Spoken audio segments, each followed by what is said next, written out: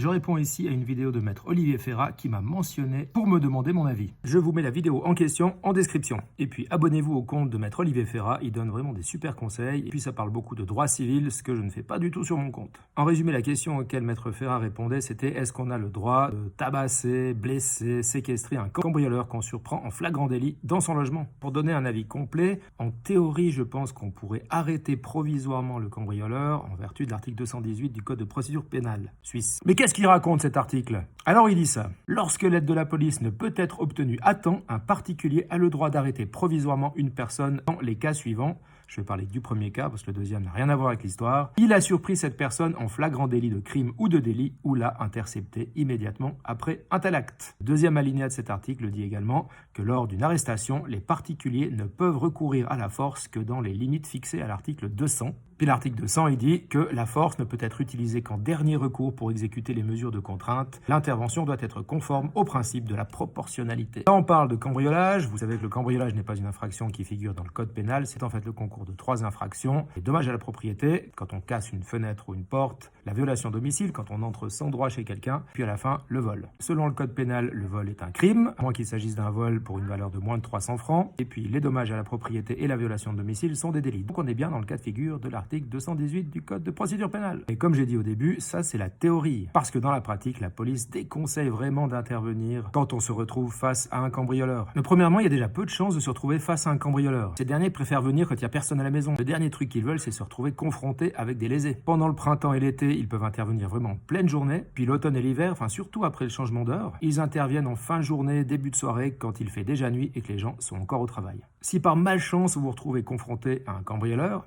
ça peut arriver. Il aura vraisemblablement à la main les outils qui lui ont permis d'entrer chez vous, un tournevis ou un pied de biche. Vouloir interpeller une personne qui a ça dans les mains, pas une bonne idée. En principe, le cambrioleur voudra prendre la fuite quand il verra qu'il y a quelqu'un. Si vous essayez de le retenir et puis qu'il a des outils en main, il va tout faire pour s'échapper et vous risquez de vous prendre un coup. Il va s'ensuivre une bagarre, il y aura des blessures des deux côtés et vous pouvez être sûr que vous aurez des problèmes avec la justice.